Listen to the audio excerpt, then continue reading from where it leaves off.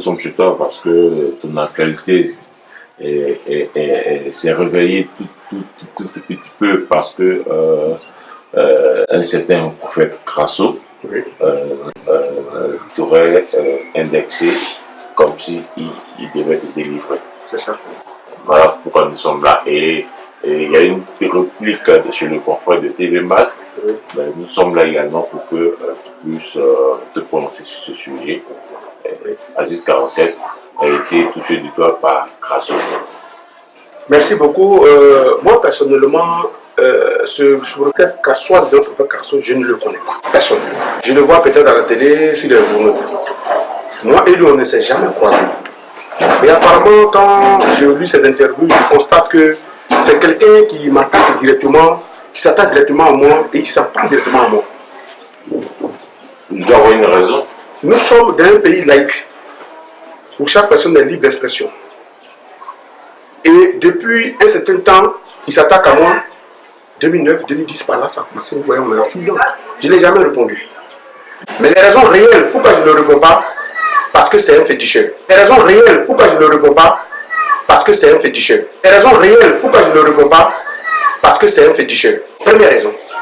Tout comme toi. Oui, je suis féticheur, il est féticheur. Puisque ce qu'il fait de l'ACOTA, des exécutions, on sait déjà les directions là-bas, ce qu'ils font, quel est leur mode opératoire, nous savons très bien que moi je ne peux pas dénoncer leur manière de travailler parce que chien ne mange pas chien.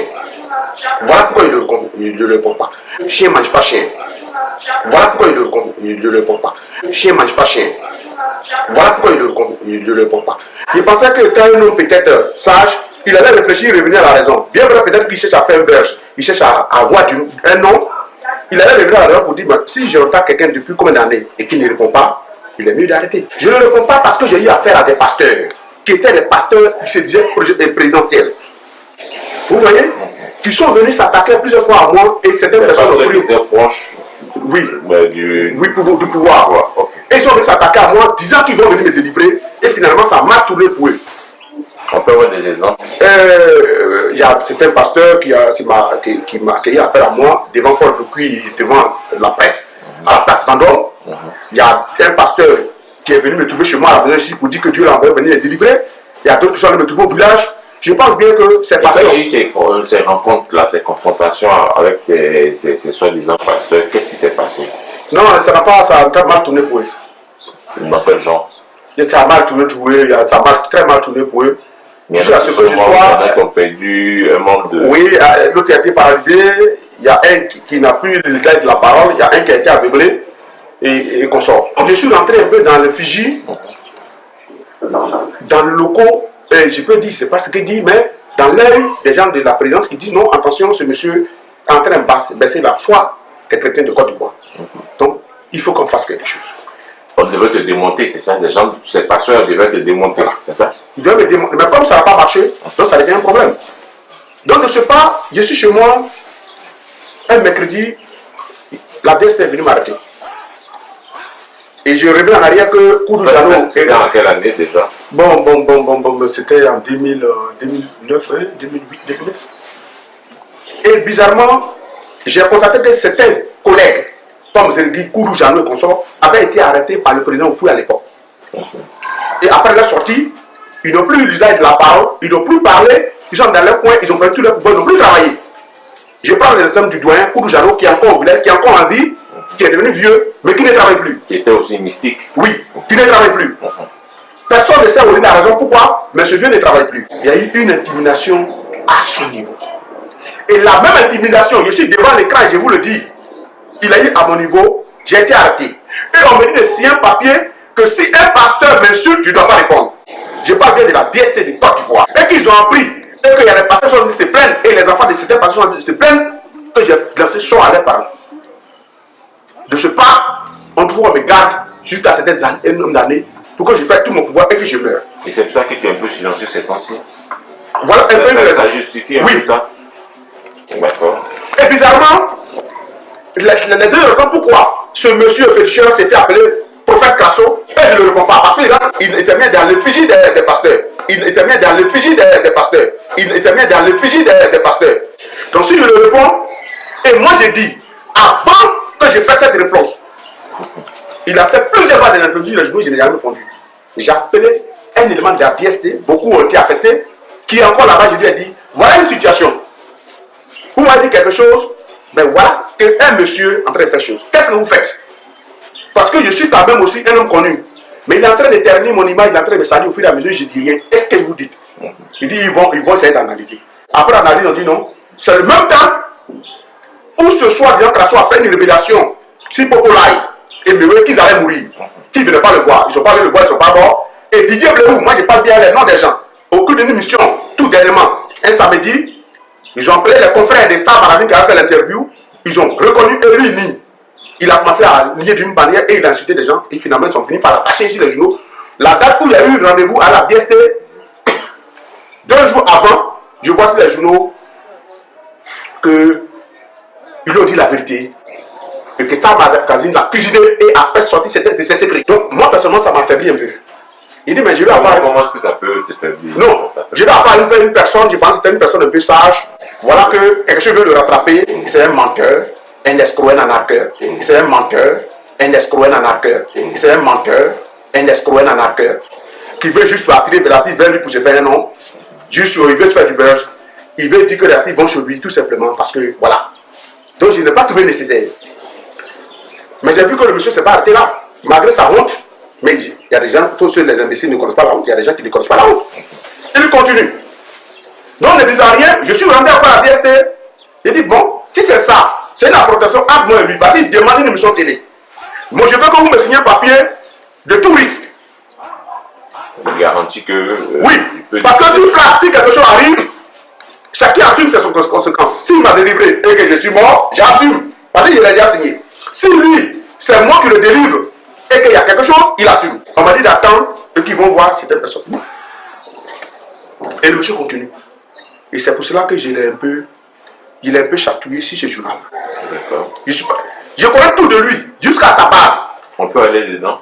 Qu'est-ce que vous savez? Mais de vous à moi, est-ce qu'un pasteur prophète vend médicaments? Est-ce qu'un pasteur prophète vend médicaments? Est-ce qu'un pasteur prophète vend médicaments? Est-ce qu'un pasteur prophète vend médicaments? Celui qui vend des médicaments de certaines maladies, comme on l'appelle, on appelle tradipraticien, monsieur. Celui qui vend des médicaments de certaines maladies, comme on l'appelle, on appelle tradipraticien, monsieur. Celui qui vend des médicaments de certaines maladies, comme on l'appelle, on appelle tradipraticien, monsieur. Un prophète, c'est quelqu'un à qui Dieu a donné un don, peut-être qu'il a une capacité de régler certains problèmes à un certain niveau. Mais s'il construit des médicaments qu'il vend à son cabinet, il vend dans des magasins, on l'appelle tradipraticien. Mais s'il construit des médicaments qu'il vend à son cabinet, il vend dans des magasins, on l'appelle tradipraticien. Mais s'il construit des médicaments qu'il vend à son cabinet, il vend dans des magasins, on l'appelle tradipraticien. J'aimerais dire à ce monsieur, à travers l'écran, l'Ivoirien aime tout le monde, mais l'Ivoirien aime la vérité. Dis ce que tu es, les éléments t'accepter. Dis ce que tu es, les éléments t'accepter. Dis ce que tu es, les éléments t'accepter. Dis que tu es un féticheur. Et que tu composes des médicaments pour soigner des gens. Si certaines personnes vont venir chez toi, comme le dit ceux qui livrent le livre 7, c'est pour ceux qui vont à l'église, dans les derniers temps, les loups se mettront dans la peau de l'agneau pour dévorer les brebis. Dans les derniers temps, les loups se mettront dans la peau de l'agneau pour dévorer les brebis. Dans les derniers temps, les loups se mettront dans la peau de l'agneau pour dévorer les brebis. Voilà un. Joël Crasso est un loup de la peau de l'agneau. Joël Crasso est un loup de la peau de l'agneau. Joël Crasso est un loup de la peau de l'agneau. Puisqu'il demande des forces sommes à ses fidèles pour la délivrance et pour faire quoi que ce soit. Puisqu'il demande des forces sommes à ses fidèles pour la délivrance et pour faire quoi que ce soit. Puisqu'il demande des forces sommes à ses fidèles pour la délivrance et pour faire quoi que ce soit. Il y en a qui te jalousent aussi. Mais je ne le connais même pas. Mais vous êtes ensemble féticheur, tu l'as dit. Oui, mais je ne le connais pas. Ça dit physiquement parlant, nous les féticheurs, on se croise. Mais je ne le connais pas. Je ne l'ai jamais croisé. Mais ça, toujours sa pratique. Quand je regarde ces vidéos, après déshabiller les papas des gens disant qu'ils sont sorciers, et son mode opératoire, je ne veux pas revenir dans le détail, c'est un secret professionnel. De ce qu'il fait, je connais, parce que moi j'aurais dû le faire, mais j'ai trouvé que accueillir des personnes à toi à travers, en allant prendre le nom des gens dans le village, avant, des gens qui ont été attrapés comme sorciers à l'époque, ou des personnes les jalouses, on les donne les noms et puis tu vas les citer pour les déshabiller. Je pense bien que c'est malsain et tu termines très mal. S'il est chrétien, il doit savoir quelque part que il est dans sa Bible qu'il a en main, il est dit qu'un homme ne doit pas regarder son père nu. Mais quand il déshabille grand-père de quelqu'un, tu le regardes nu. Et tu exposes sa nudité. Et selon la Bible qu'il a, on dit que c'est un Dieu de pardon. Donc, il y a une autre pour moi, il a grand sorcier, mais ça m'a demandé de manière technique. Entre moi et lui, il veut se frotter à moi pour se faire un nom. Mais là, il a tapé à mon frère. Si aujourd'hui, tu te retrouves, vous retrouvez face à face, qu'est-ce qui pourrait se passer? Vous voyez, moi, où je suis aujourd'hui là, je ne peux pas. J'ai fait beaucoup de face à face avec des pasteurs. Vous comprenez? Je ne peux pas faire de face à face sans l'accord de certaines autorités. Parce que je connais pas ma position. Je ne sais pas si vous me comprenez. Je connais ma position. Parce que. Tu as été réduit au silence. Oui. Comportement du mouton, réaction du berger. S'ils m'ont censé d'une manière, je suis capable d'agir automatiquement. Et automatiquement, ça va encore faire une boum pour dire que Aziz est un diabolique, c'est un satanique, et ça sera pour prendre des raisons valables. Donc je veux être appuyé par des autorités pour faire ce face à face. Alors, je lis la phrase, la réponse aussi, il y a un garçon en Côte d'Ivoire qui a eu le courage de dire la vérité à la télévision et sur les journaux que Gbagbo aura des problèmes, c'est bien moi. C'est moi. Je le répète encore. Et pour ceux qui ont suivi, je l'ai toujours dit, peut-être qu'ils n'ont pas prêté attention, mais là, à tous les gens qui ont prêté attention, c'était avec Eva Amani. Ma dernière émission, Matin Bonheur. Où il y avait des signes qui paraissaient de partout en disant, et le pasteur passait sur les antennes pour dire, nous a dit que Dieu a révélé ça, Satan est tombé et qu'on sort. J'ai dit qu'ils sont des menteurs. À ce moment, Eva Amani m'a dit, monsieur, parlez de ce que vous savez, mais n'insultez pas les autres. Je dis, mais quand ça arrive, un cas de mensonge pour tromper les gens, il faut leur dire la vérité. Il y a 8 pasteurs qui louent mes maisons. Et je suis prêt à vous démontrer les preuves. S'il vous plaît, on va faire un. Maintenant. Le loup se met dans la peau de l'agneau. Peut-être que ces pasteurs sont des loups. Non, c'est des vrais pasteurs, mais ils ont loué une maison, ça s'arrête là. Ils louent maison chez quelqu'un. Voilà, point barre. Ils s'en foutent de ce qu'il est, ce qu'il fait. On n'a pas de rapport avec eux. Moi, je n'ai pas de problème avec eux. On est ensemble. Peut-être qu'ils viennent tout à l'heure, tu vois. On n'a pas de problème. Bah, j'ai quoi avec les pasteurs? Non. Mais c'est pas ceux qui se déplacent pour dire qu'on met les dérives de force, ça sert à rien, il y a à faire. Pour devenir une personne, il faut son consentement. Pour devenir une personne, il faut son consentement. Pour devenir une personne, il faut son consentement. Quand vous voulez me délivrer, c'est pour faire du bien, non? Est-ce que tu es obligé de faire du tapage pour ça? Est-ce que tu es obligé de faire du tapage pour ça? Est-ce que tu es obligé de faire du tapage pour ça? Je crois que ton travail, il paye bien, hein, puisque tu t'es bâti, il va y avoir du meuble, et tout bon. On te paye, tu coûtes cher. Coûter cher, non. Mais je vous dis aussi que la chanson quitte dans nos domaines. Parce que nous, on chante, on danse avant de consulter là. Nous, on chante, on danse avant de consulter là. Nous, on chante, on danse avant de consulter la plupart. Aujourd'hui, je vous reviens quelque part. Joël Casso, depuis 2008-2009, en train de faire. Aucun Ivoirien ne nous a jamais dit. On ne lui a jamais dit. Aucun personne n'a dit. Quand demain, ça va tourner au vinaigre, les gens disent Aziz est mauvais. Aziz est satanique et diabolique. Mais aucun pasteur de Côte d'Ivoire, aucun religieux n'a une fois dit à ce monsieur que si le monsieur est dans son coin tranquillement, laisse-le. Il n'y a pas quelqu'un qui a dit ça. Hein? Depuis 2008, regardez la date. On est en 2015, on va faire 2015. Je n'ai pas répondu à un individu. Aucun aussi ne l'a fait dire ce que tu fais n'est pas bien. J'ai dit qu'il doit me délivrer avant la fin de l'année. Casso. Il faut qu'il te dise. Fais l'effort de me délivrer avant la fin de l'année. Casso. Il faut qu'il te dise. Fais l'effort de me délivrer avant la fin de l'année. Casso. Il faut qu'il te dise. Fais l'effort de me délivrer avant la fin de l'année. Donc on donne rendez-vous aux Ivoiriens et à tous les internautes. S'il ne m'a pas délivré, il sera délivré. Parce que ça fait déjà près de 6 ans qu'il veut me délivrer. Mais laissez-nous toutes ces années pour qu'il prenne la peine de me délivrer. Mais comme lui, il ne me délivre pas. Donc je lui donne maintenant, on est dans ce mois, il faut qu'il fasse l'effort jusqu'à la fin, avant fin décembre, il faut qu'il me délivre. Alors pour terminer certainement l'affaire de la délivrance de Grasso, ça va ressembler à quoi? Non. La délivrance que lui veut faire à mon niveau là, c'est ça, ça va ressembler. Il y aura mort d'homme. S'il avait l'intention de me tuer, il dit c'est la défense qu'il veut me faire. Il veut te tuer, tu penses? Demandez lui-même. Je ne le connais pas. Moi, je ne le connais pas. C'est lui qui me connaît peut-être. Puisque quand il parle de moi, c'est comme quelqu'un qui l'a déjà côtoyé. Soit disant, je vais Casso pour leur féticheur. Je vais tout simplement te dire, à travers cette caméra, trouve-toi une femme. Mais si tu es un féticheur, il faut que tu aies une femme. Si tu es un prophète, là c'est obligé aussi d'avoir une femme.